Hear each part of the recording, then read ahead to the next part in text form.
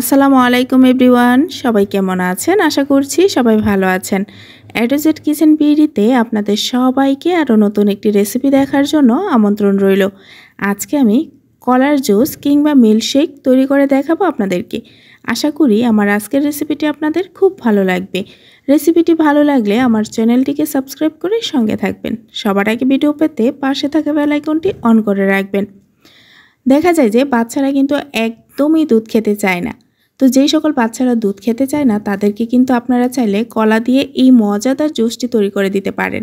তাহলে দেখবেন বাচ্চারা খুব মজা করে খাবে, পাশাপাশি কিন্তু বড়রাও অনেক বেশি পছন্দ করবে।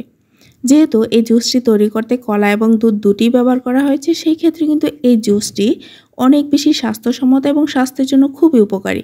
তো আর কথা না বাড়িয়ে চলে যাচ্ছি মূল রেসিপিতে।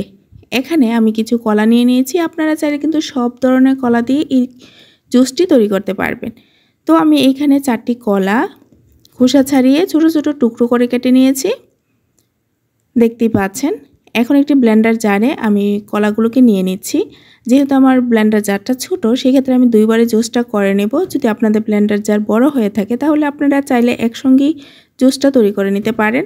তো এখানে আমি অর্ধেকগুলো ব্লেন্ডার জারে নিয়ে নিয়েছি। এখন দিয়ে দিচ্ছি দুধ। এখানে আমি 1 কাপ পরিমাণে দুধ নিয়ে নিয়েছি।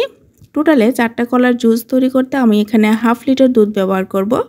তো এখানে আমি কিছু আইস কিউব দিয়ে দিচ্ছি ঠান্ডার জন্য, আর দুধটা কিন্তু ঠান্ডা অবস্থায় ব্যবহার করতে হবে। এখন দিয়ে দিচ্ছি 1 টেবিল চামচ চিনি। এখানে কিন্তু আমি আমার স্বাদ অনুযায়ী চিনিটা ব্যবহার করেছি, তবে আপনারা কিন্তু আপনাদের স্বাদ অনুযায়ী চিনিটা ব্যবহার করে নেবেন। এখন সবগুলোকে একসঙ্গে ভালো করে ব্লেন্ডার করে নিতে হবে। আর কলার দুধ কিন্তু ব্লেন্ডার করতে খুব বেশি একটা সময়ের প্রয়োজন পড়ে না, মাত্র 1 থেকে 2 মিনিটের মধ্যেই কিন্তু অনেক সুন্দর এবং অনেক স্মুথভাবে ব্লেন্ডার হয়ে যায়। তো ব্লেন্ডার হয়ে গেলে নামিয়ে নিচ্ছি। এখন সার্ভ করে নেব। এখানে 2টি গ্লাস নিয়ে নিয়েছি এবং গ্লাসে দিয়ে দিচ্ছি কিছু আইস কিউব। এই কলার জুসটা ঠান্ডা ঠান্ডা খেতেই কিন্তু অনেক বেশি সুস্বাদু হয়ে থাকে, সেই জন্য আমি ঠান্ডা করার জন্য দিয়ে দিচ্ছি কিছু আইস কিউব। তবে আপনারা না চাইলে কিন্তু স্কিপ করতে পারেন। আমি কিন্তু কলা এবং জুস ব্লেন্ডার করার সময় কিন্তু আইস কিউব দিয়েছি ঠান্ডা হওয়ার জন্য। আর এই জুসটা ঠান্ডা করে খেতেই কিন্তু অনেক বেশি সুস্বাদু লাগে। তো আমি গ্লাসে ঢেলে নিয়েছি। এখন পরিবেশনের পালা।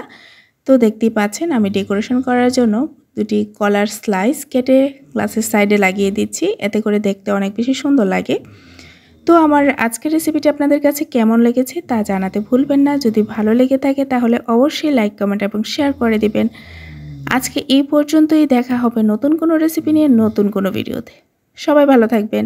আল্লাহ হাফিজ।